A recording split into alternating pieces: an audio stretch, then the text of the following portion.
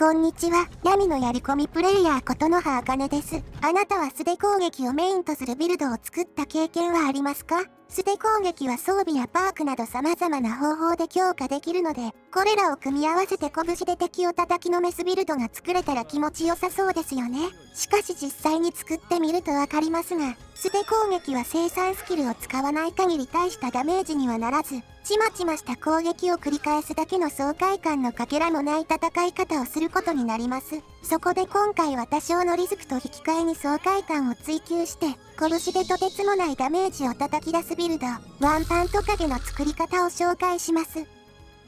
まずは種族ですが、アルゴニアンの女性にします。素手ダメージが一番高いのはもちろんカジートなのですが、アルゴニアンには吸血鬼になると右手のパワーアタックが5倍になるというバグが存在してるので、パワーアタック限定ですがカジートより高いダメージを出すことが可能となってます。名前は、拳で世界に抗うという意志を込めてレジスト・ウィズ・フィストにします。それではヘルゲンを脱出します。敵は無視して駆け抜けますが、檻の中の魔術師の装備と回復薬はなるべく回収していきます。ヘルゲンを脱出したら、魔術師の石碑をセットしてから、リバーウッドに向かいます。アルボアから紅玉のインゴットを1つ購入して、適当に皮を4つ用意したら、収蔵器具でこれらを材料にして、冒険者のバックパックを作成します。バックパックは他の装備枠を使うことなく装備できるので、デメリットなしで所持重量とスタミナの強化が可能です。次はホワイトランから馬車でウィンドヘルムまで移動して、そこからさらに南西に進んで、マーラの目の池に向かいます。中央の小島から地下に入って、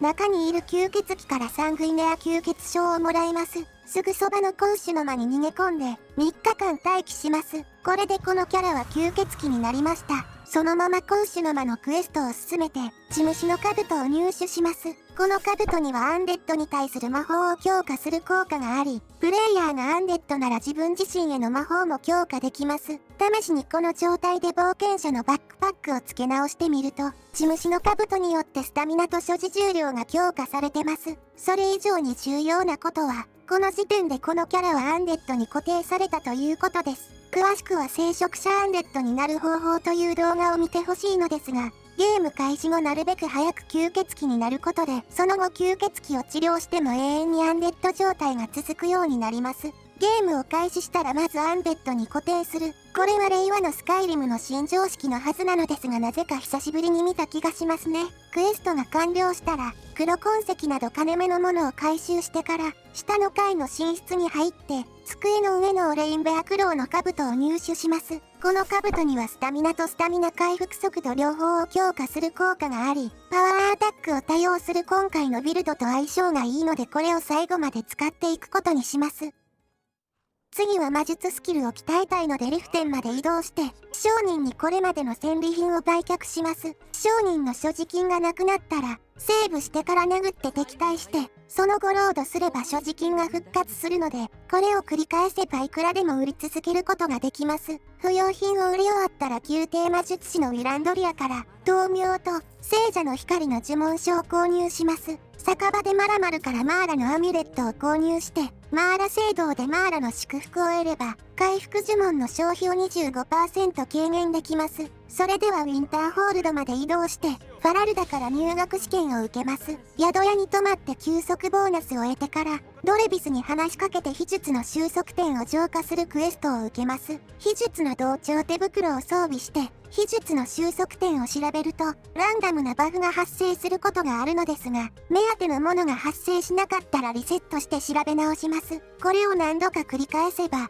そのうちプラス100マジカ上昇というバフが発生します。これはマジカの最大値を上昇させる効果に見えますが、実際にはものすごい勢いでマジカが回復し続けます。これが発生したら素人のフードをかぶってから、ミッテンに入って、ドラウグルに聖者の光を当てて回復スキルを鍛えます。回復スキルが40まで上がったら、コレットから聖者の息吹を購入して、今度は聖者の息吹を当てて回復スキルを鍛えます。というわけで回復スキルが70まで上がったら、この時点で一度レベルを上げておきます。ステータスの上昇はスタミナに5つほど振り分けたら、残りは全て体力に振り分けます。これで現在のレベルは11になりました。それでは聖職者のパークを取得します。次は編成スキルを鍛えたいのでソリチュードまで移動して、門の前に着いたら、崖の上めがけて豆苗を打ち込みます。するとなぜかものすごい勢いで編成スキルが上昇していきます。こまめにスキルレベルを確認しつつ編成スキルを上げていって、編成スキルが70まで上がったら、すぐにマップを開いて離れた場所までファストトラベルします。これでスキルレベルの上昇が止まるので余計にレベルアップしてしまうのを防げます。ここからは戦闘なしで可能な強化を済ませてしまいます。まずはホワイトランの使者のマデアーケイの祝福を得てから、リバーウッドの鍛冶屋に向かって、難易度をベリーイージーに下げてから、鋳造器具に飛び込んで体力を削ります。十分に体力を削ったら鋳造器具から降りて、残り体力がアーケイの祝福による増加分より低くなってることを確認したら、この状態のセーブデータを残しておきます。次に血虫の兜をお気に入り登録して、お気に入りメニューからホットキー登録します。そうしたらこの状態のセーブデータも残しておいて、体力を削った直後のセーブデータをロードします。ロード完了後すぐにホットキー登録後のセーブデータをロードして、ロード中に設定したホットキーを押します。ロード完了後に血虫の兜が外れてれば成功です。この状態で冒険者のバックパックを付け直してみると、血虫の兜は装備してないはずなのに聖職者と血虫の兜両方の強化を受けられてます。これはデッドロードアンイクイッピングと呼ばれるグリッチで一部の装備効果の永続化が可能です。これで血虫の兜のアンデッドへのダメージ上昇が永続化されたので、装備の付け直しのたびに血虫の兜をかぶる必要がなくなります。次は移動手段が欲しいのでアルケイナユームを訪れて、カウンターの上のメモを読んで伝説の生物のクエストを開始します。リフテンの東で一角獣を捕まえるクエストで、しばらく乗り続けていれば自分の馬として飼いならせます。次はリフテンのマーラ聖堂に入って、ディンヤバリュと話して愛の書のクエストを開始します。スカイリムの各地で恋人たちの手助けをしたら、ディンヤバリュに報告してマーラの使徒のボーナスを得ます。これは本来魔法耐性プラス 15% ですが聖職者と血虫の兜で強化できるので、現在の魔法耐性は 23% まで上がりました。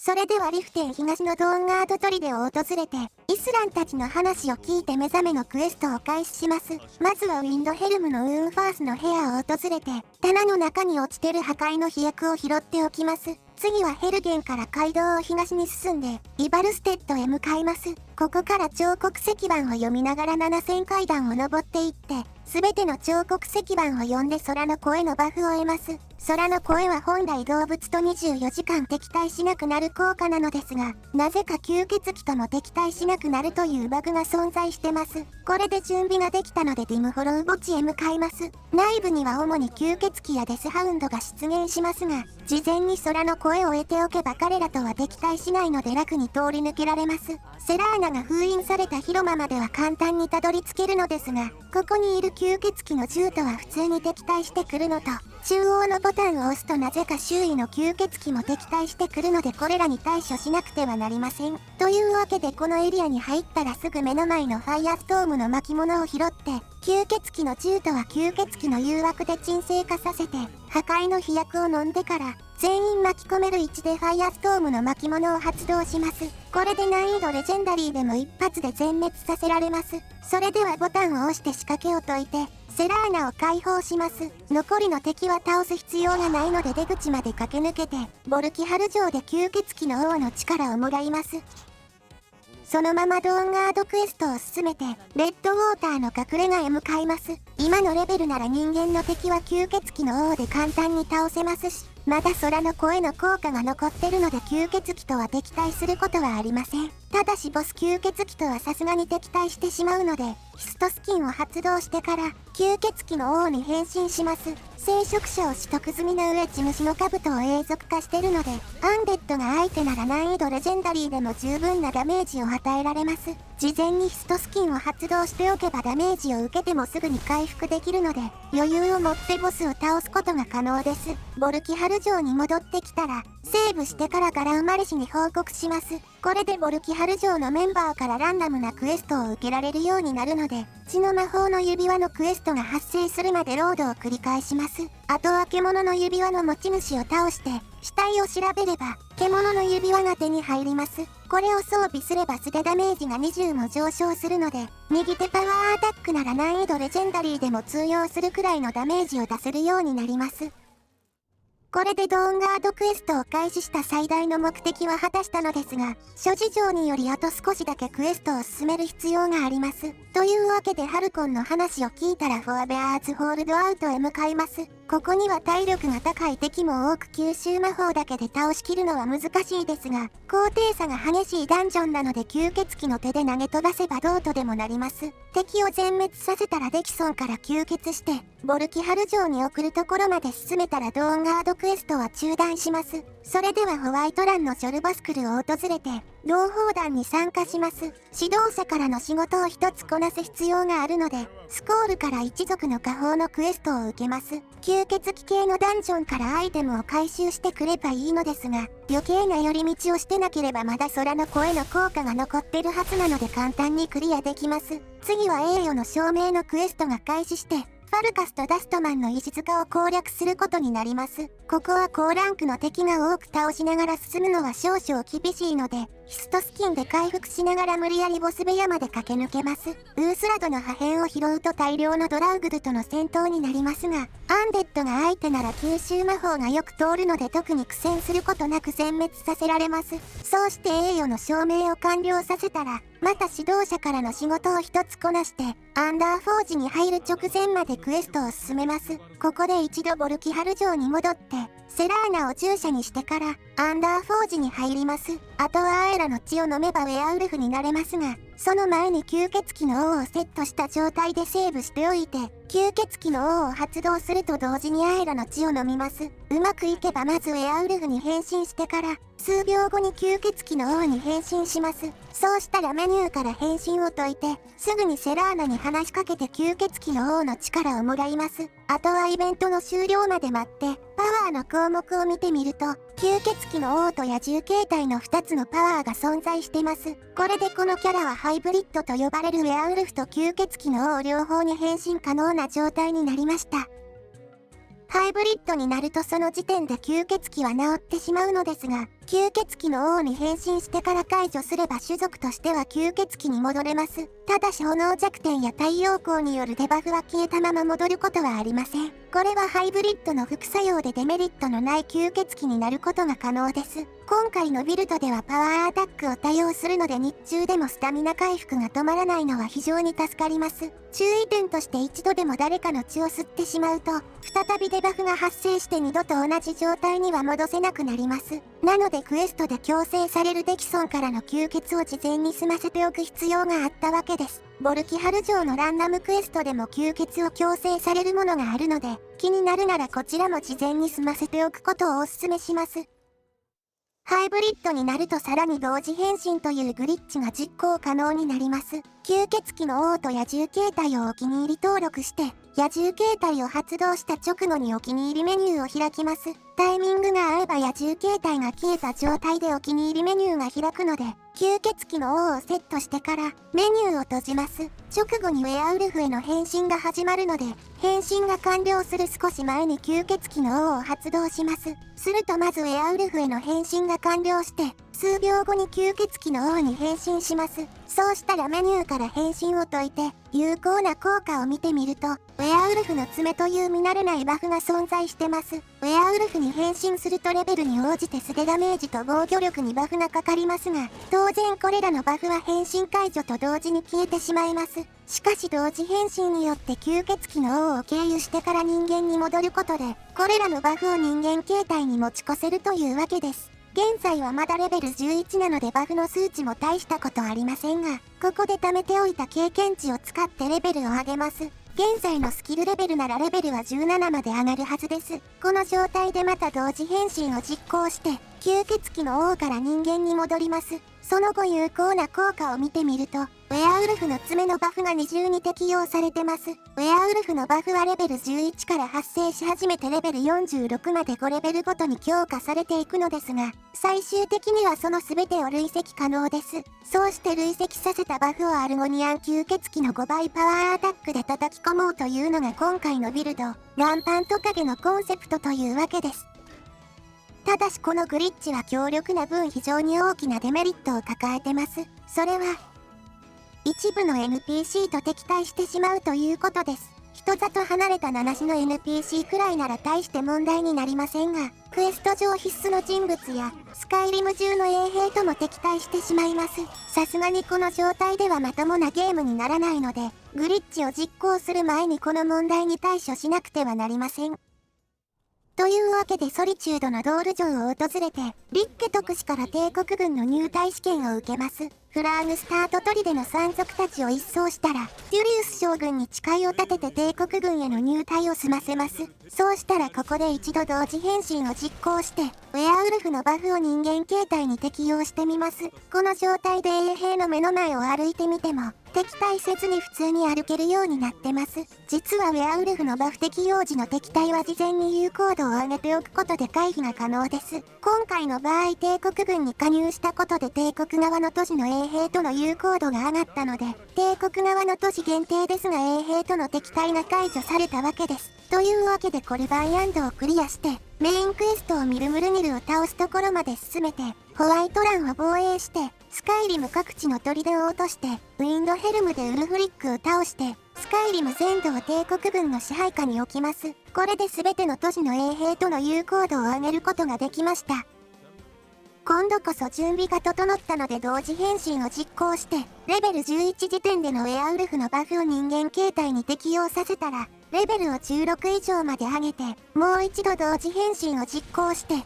つのウェアウルフのバフを人間形態に適用させます。この状態で街中を歩いてみてもとりあえず衛兵と敵対することはありません。ちなみにストームクローク側で内戦を終了させてもほとんど同じ結果になるのですが、進め方によっては内戦終了後もリバーウッドにホワイトラン衛兵が残り続けるバグがあるようなので、帝国側で終わらせた方が無難だと思います。まだ一部の NPC は敵対したままなのですが、彼らのことは一旦放っておいてさらにレベルを上げてウェアウルフのバフを増やすことにします。内戦終了後ヨイトレハンツマンに入って、外に出ると、配達人から手紙を渡されて勇者の戦いのクエストが開始します。ドール城でアドベンタスから帝国の武器庫の鍵をもらったら、武器庫の宝箱を開けて、帝国軍のドラゴン鎧一式を入手します。そうしたら戦士の石碑をセットして、ホワイトランから西に進んで、ブリークウィンド水源に向かいます。帝国軍のドラゴン鎧を全身に装備して、難易度をベリーイージーに下げてから、巨人に殴られて重装スキルを鍛えます。残り体力がわずかになったら、獣の指輪を外してから付け直せば、獣の指輪の体力上昇量分まで即座に回復できます。獣の指輪をホットキー登録すれば、ホットキーを2回押すだけで回復できるのでスムーズに重装スキルを鍛えられます。というわけで重装スキルを70まで上げました。これでこのキャラのレベルは21まで上がるはずです。そのまま編成パークの魔法耐性ランク3、重装スキルの鋼の拳、最適装備を取得しておきます。ウェアウルフのバフが強化されるレベルを超えたのでまた同時変身を実行して、3つ目のバフを人間形態に適用させます。この状態で獣の指輪と帝国軍のドラゴンのコテを装備すれば、素手ダメージは133まで上がります。帝国軍のドラゴンのコテには近接ダメージ上昇という固有の付属がされてて、これは素手ダメージを割合で増加させられる唯一の付属となってます。高レベルのウェアウルフのバフを累積させていけばこれが最強の拳装備になるので、兜以外はこのまま帝国軍のドラゴン鎧を最終装備として使っていくことにします。スキル稼ぎは終わったので大守護石からイリナルタ湖を西に泳いで、宿女の石碑をセットします。さらにソリチュードのレディアント装具店で、スタミナの首飾り台を購入します。これでスタミナとスタミナ回復速度がさらに上がってパワーアタックを連発しやすくなります。現在の装備で右手パワーアタックを使用すると、難易度レジェンダリーでも183ものダメージを与えられます。ウェアウルフのバフには防御力上昇もあるので防御力はすでに上限まで達してますし、魔法耐性と鎧の属性耐性で魔法ダメージもかなり軽減できてます。ここからさらにレベルを上げればより攻撃力を上げられますが、現時点でも十分難易度レジェンダリーで通用するのでこの動画ではここまでにしておきます。最後に未だに敵対し続けてる NPC へ対処するための能力を取りに行きます。まずは適当なドラゴンの巣を巡って、ドラゴンソウルを2つ入手しておきます。そうしたらウィンドヘルムの港からソルスセイムに渡って、レイブンロックからひたすら北に進んで、サイリングズウォッチで服従の一言目を学習します。そのまま島の北端を東に進んで風の岩に着いたら、服従で封印を解いて、出現したルーカーを殴り倒します。その後スコール村でストルンに話しかければミラーク聖堂のクエストが開始して、ドラゴンボーンのクエスト開始前でもミラーク聖堂に入れるようになります。内部にはミラーク信者とドラウグルが出現しますが、ザコは5倍パワーアタック数発で倒せますし、最上位のドラウグルデスロードも現在の戦力なら正面からの殴り合いでギリギリ倒すことが可能です。ボスであるドラウグルのデスオーバーロードにはさすがに殴ってるだけでは勝てなそうだったので、ヒストスキンを発動して回復しながら殴り倒しました。採用で白日夢を呼んだら、ネロスと協力してチャルダックを攻略して、手紙の書き方に関する見識で服従の二言目を教わります。あとは用意しておいたドラゴンソウルで解放すれば、目当てにしてた NPC との敵対を解除する能力が手に入りました。服従の二言目は人間の NPC を30秒間味方にする効果で、これをかければ一時的に敵対は解除されますが、当然効果が切れればまた敵対状態に戻ってしまいます。しかし服従をかけてから一度別のエリアに移動して、すぐにセーブ&ロードします。その後元のエリアに戻ってみると、服従は切れてるはずなのに敵対が解除されたままになってます。これはスティッキースクリプトと呼ばれるグリッチで一部の魔法効果の永続化が可能です。街中で敵対してくる NPC はそう多くないので、見かけるたびにこれをしていけば割とすぐに全ての NPC の敵対を解除できるはずです。ただしこの状態は少々不安定で、何らかの魔法効果を受けるとまた敵対してしまいます。有効度を上げる手段がある NPC なら敵対が解除されてるうちに有効度を上げておくと、スティッキースクリプトが解除されても敵対することはなくなります。なので有効度を上げる手段があるならなるべく上げておくことをお勧めします。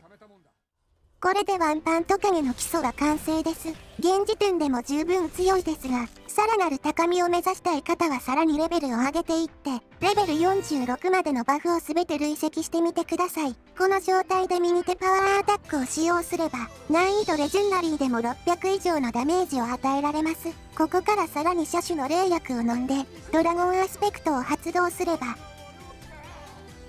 オープニングで出した1400超えのダメージを出せるようになるわけです。素では射程が短いゆえにパワーアタックのモーションが遅く外しやすいという欠点がありますし、グリッチの影響で誰と敵対するかわからないリスクもありますが、それでも一撃当てさえすれば大ダメージを叩き出せるこのビルドの爽快感は何者にも代え難いので、ぜひあなたもワンパントカゲを作って遊んでみてください。といったところで今回の動画はここまでです。良ければいいね、高評価してもらえると励みになります。それではまた次回お会いしましょう。